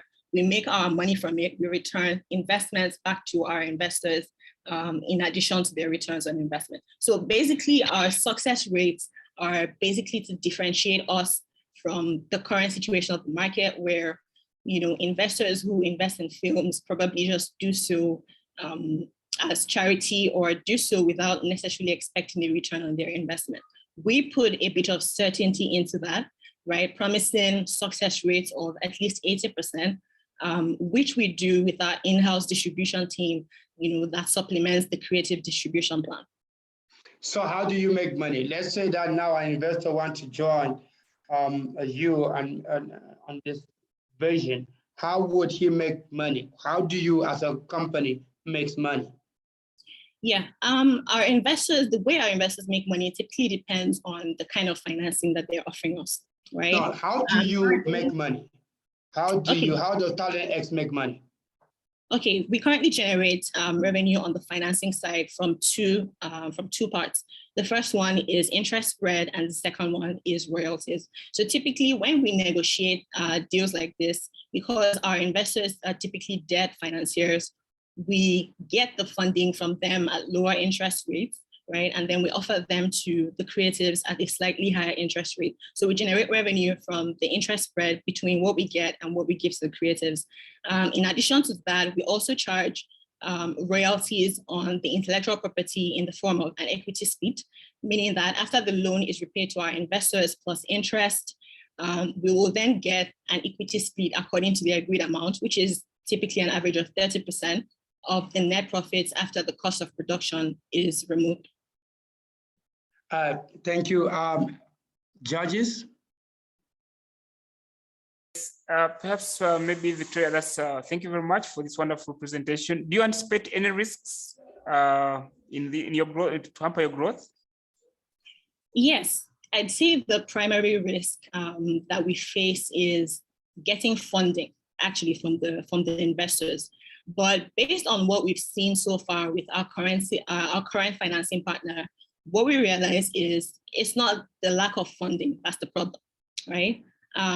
These guys are traditional, they're conservative, but if you're able to explain how exactly they'll make their money back, they'll be more than willing to give it a try. In addition to that, we have organizations springing up, every year, putting out, creative funding for creatives. You have the Afrexim Bank Fund, you have the one from the CBN, which is being dispersed by the Bank of Industry. So there's many, many options for funding. We're currently pursuing the one with Afrexim Bank. We actually have a relationship with them because we were involved, in their process structuring. Because like most investors in this space, most of them don't know how to apply the principles of traditional financing to creative financing. So we were part of that process structuring, and believe that, we're positioned to access about $5 million in funding to fund about 25 films over the next 2 years. And that will generate us, about $5 million in potential revenue from analysis. All right, thank you so very much, Victoria, for great presentation and for representing the creative industry. We should go, judges. Please do not forget to give her the score that she deserves. And then while we move into the next startup, I would require that you can stop sharing your screen. And our next startup will be Reslocate. Reslocate, are you in the house? If so, please could you kindly share your screen and take us through your startup.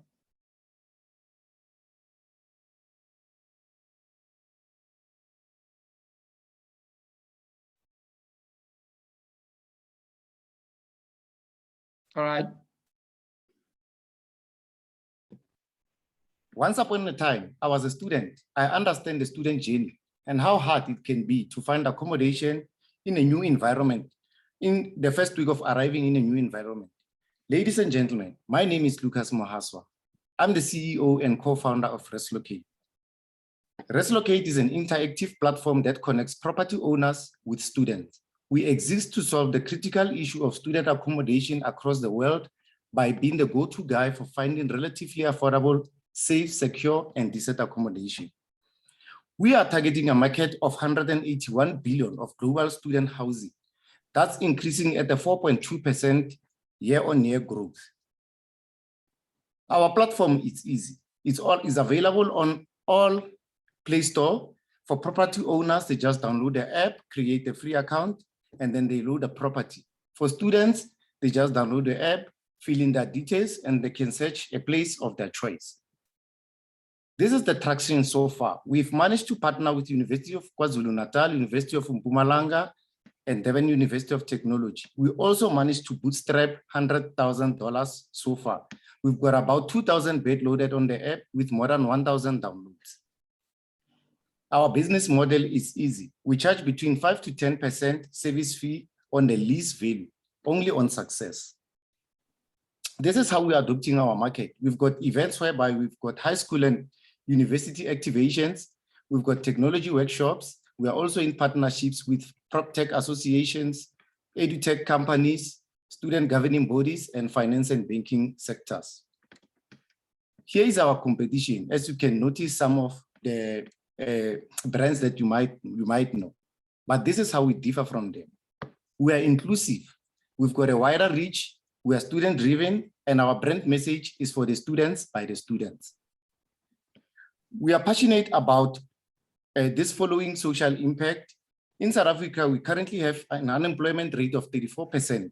So we are employing students to be our Reslocate agents who assist us with vetting the properties loaded on the app. We are also passionate about the quality of education and also sustainable cities and communities. Meet our team of 15 years combined experience ranging from software engineering, property investment, business management, and entrepreneurship. Judges, please join us on this journey as it unfolds. Also, we are saying to you, we are the next African unicorn. Thank you. Thank you very much. Let's locate judges. I just have a question here about your application. To my knowledge, most of such platforms for the student part, for the people who search for a property, have some web application.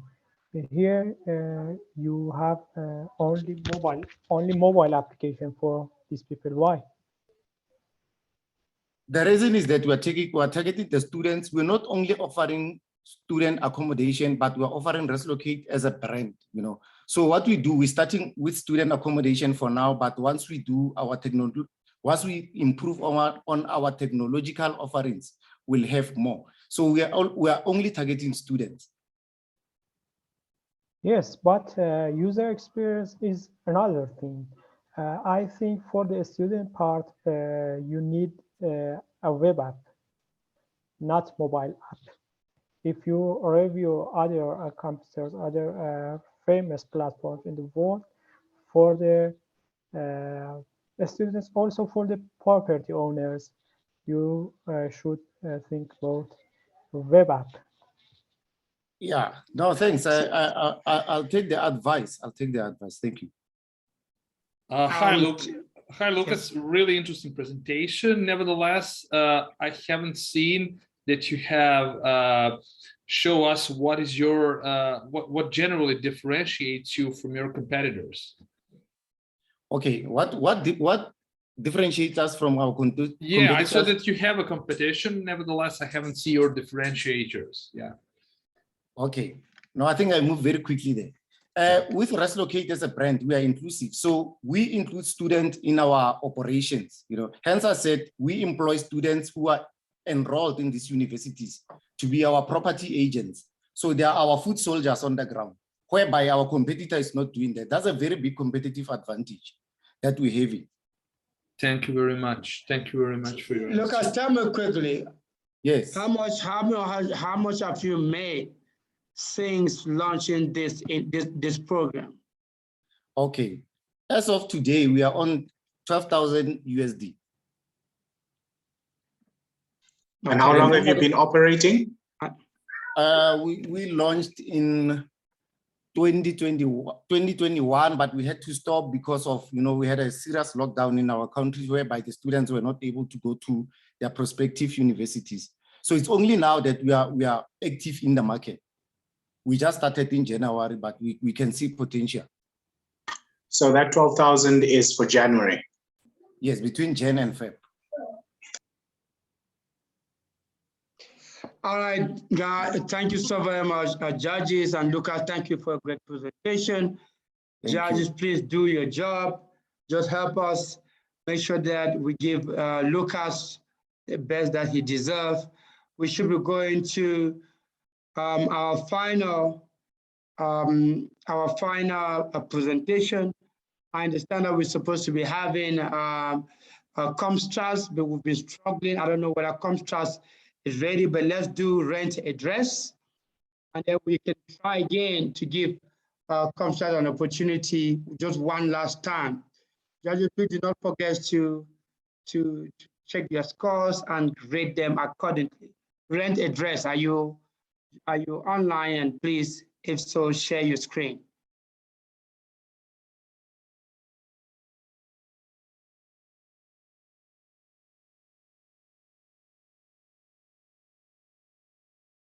Is rent address in the house? Hey, Kevin, I don't see them among people who are among the presentators. Yeah, I don't see them at all.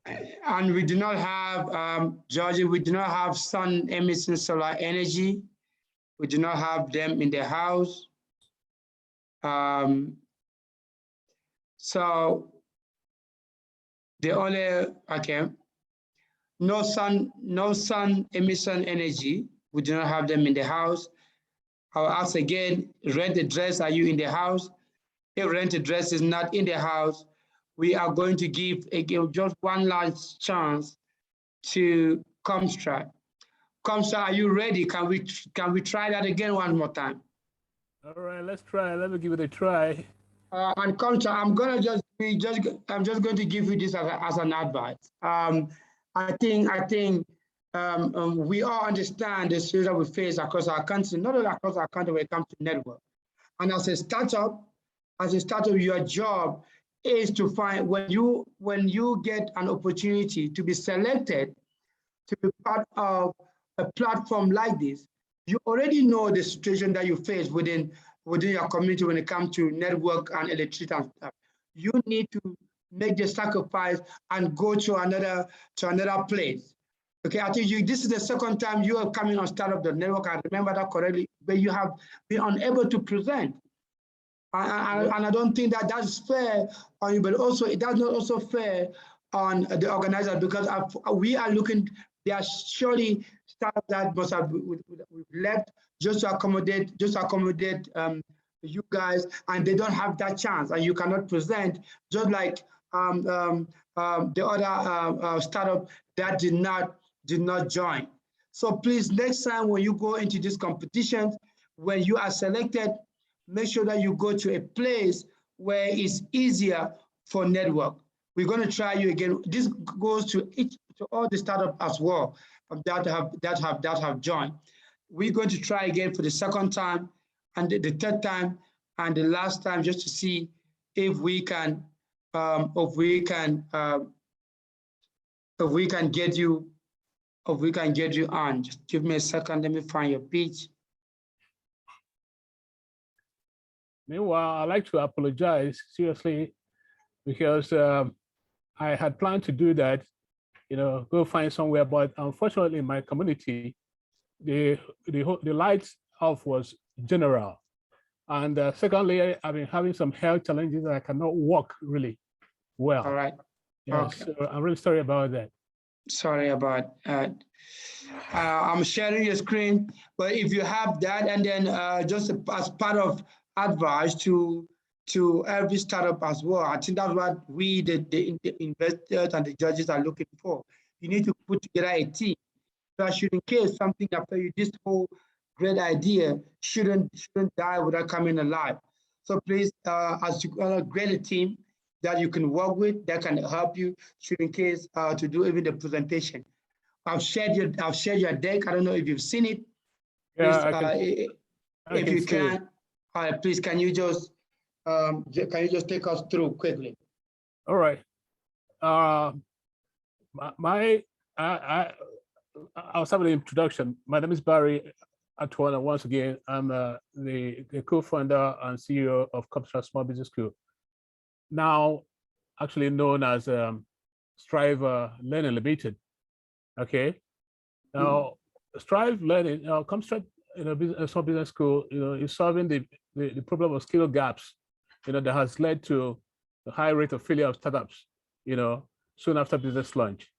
And these skill gaps are observed in the basic startup building process and growing strategies, such as the design of customer value innovation, customer innovation solution, and customer value proposition, business model, and business growth strategies. Strive has built a solution still at the MVP level, is a prototype stage that closes these gaps and make building and growing a startup thriving under a thrilling experience. Interestingly, so far there's no such a solution that exists in the market, which makes it quite challenging. Apart from the traditional modules presentation, model, which is the theory. But the basic problem, we are solving, is actually getting the graduates, of students in African universities and the higher institutions, and who will eventually be graduates, to learn the skill, to be properly coached, because the emphasis of these schools, has always been on skill acquisition, technical and vocational skill acquisition. The business knowledge aspect of the entrepreneurship program, is kind of downplayed, okay? But it is critical, that they get to know the bricks and the mortars of, these business learning, so that they'll be able to function, create traveling solutions, and grow and scale them. That's what we do. My presentation is simple.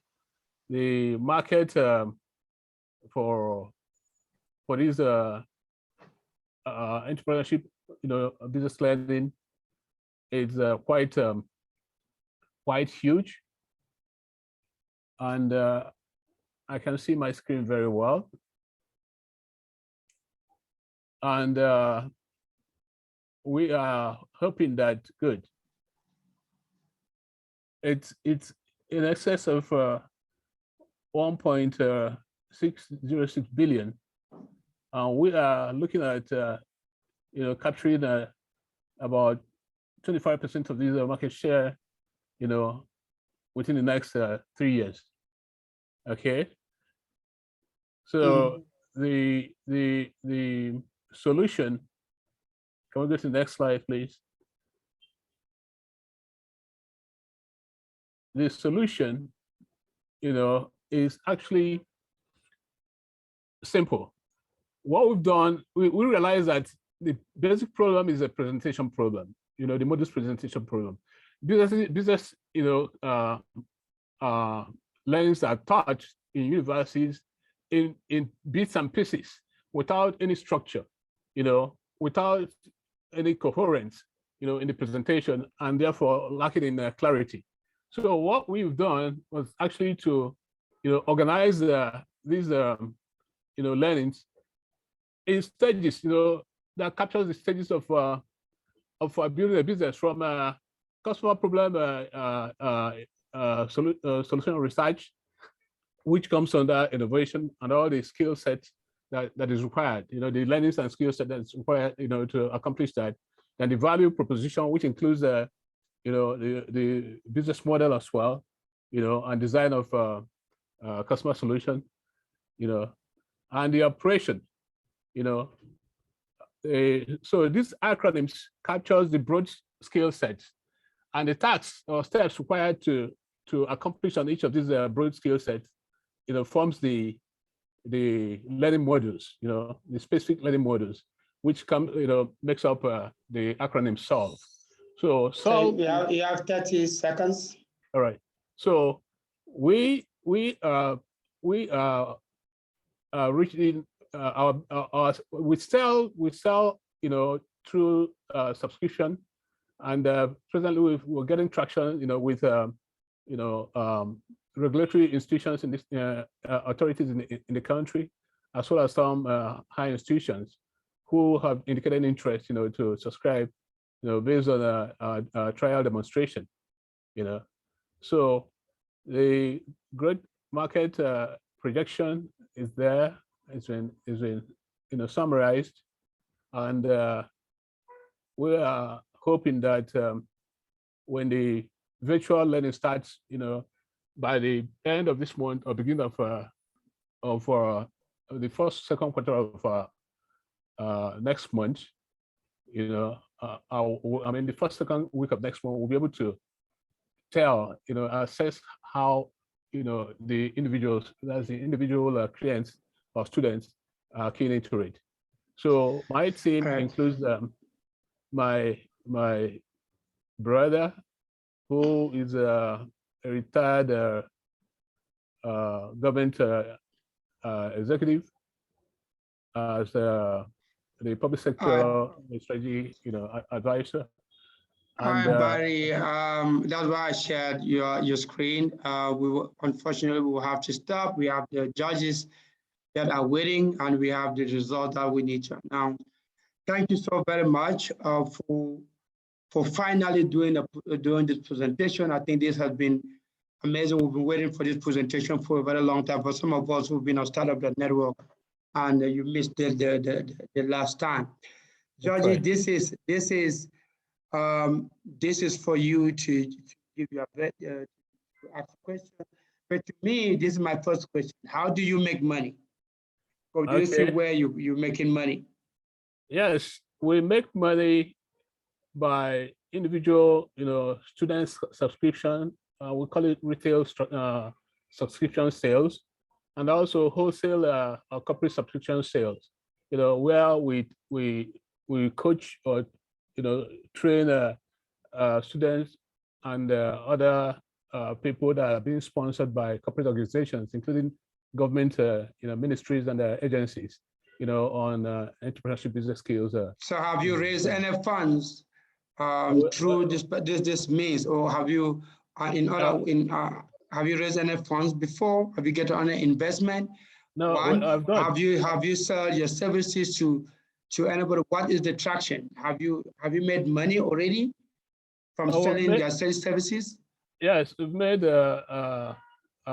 roughly equivalent of $10,000 to $20,000 from 2 corporate organizations, that got us to train their field staff, who will train, hundreds of thousands of other small businesses under them. So we train them and give them a template, All right. Let's hear from other judges.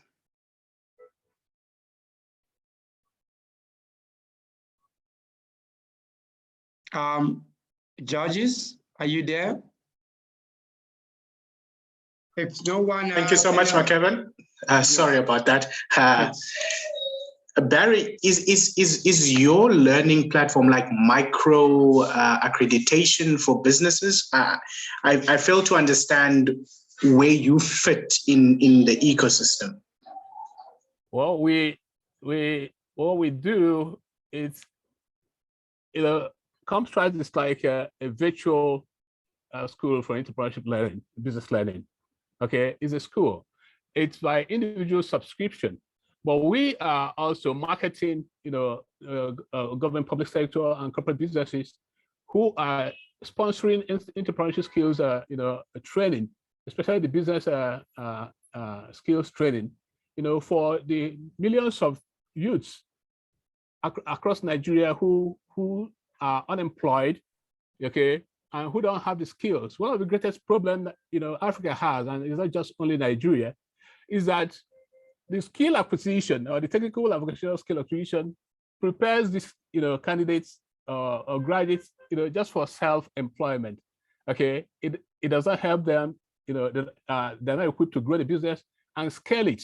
Okay, so what we're doing now is actually, getting across to the regulatory authorities who are receptive to the idea, okay, and they're actually worried, because when a child, when a graduate is not employed for 2-3 years, he falls into poverty, okay, and the poverty level so far in Africa, but using Nigeria as a case study, is about 65% of the youth. As a matter of fact, a conservative 66.78%. Then over 45, 46, 47% of these youths fall into crime. And anybody who is living in Nigeria now would tell you that the crime rate is going high. It's going everywhere, okay? And that's because these guys don't have any hope, okay? Based on the skills they are giving them. You understand? And most of them who have the skill, who have the technical and vocational skills, actually don't last. Their businesses collapses. And every startup that fails within the first 2 or 3 years, which is the data, recorded data, okay, actually loses confidence, okay, in the ability to try again. Okay, so driving the poverty, unemployment and poverty. Thank you so much, Barry. To please, the judges, you need to go through your final file or your final proposal and make sure that you have given each and every startup the opportunity they deserve by scoring them. We would like to thank all the judges. Can I say just 1 second? Yes, one more please. thing. All right, thank you very much. So what the regulatory authorities have done was actually to encourage me to write a book on this, which I'm doing now, I almost completed, okay? And with a promise that they are going to, in order to make it easier for me, okay, with the universities, because the universities are fairly autonomous, are going to recommend it for undergraduate studies and all that. And the book will be ready by the end of next month, hopefully, Okay. So that's going to give us a leverage to sell to the undergraduate students eventually. It's we wish you a the best, Barry. book. We wish you the best, and I agree with you. We need such books. We need platforms like this to enhance our education, our curriculum. Our judges, please. We need your scores. Kate, can we start looking at given the results? But before I do, again, I'd like to thank all of you, for the judges, for your time, for spending almost 2 hours or more than 2 hours with us, for all the startup, for the incredible presentation you guys have done, to the incredible work that you guys are doing out there to solve Africa's most crucial issue. Thumbs up to all of you. For those that couldn't make it, well, that's for you. For those who are here and those who could, who would not make it to the first 3 and who would win, it's just a journey. That's who we are as entrepreneurs. We keep pushing. We don't give up. We've seen contrast Barry, who didn't make it the first time. He didn't give up, and the opportunity came the second time. He came through again. So guys, it was really, really great. And let us go through to your results. Again, my name is Mike Kevin. I am the CEO of Setup a Startup. We co-host this event, partner with Startup.network, because we are looking for opportunities for all the entrepreneurs. We are not leaving anyone behind. Okay, are we almost done with the result? Just hold on a second. Let me just double check quickly what we have.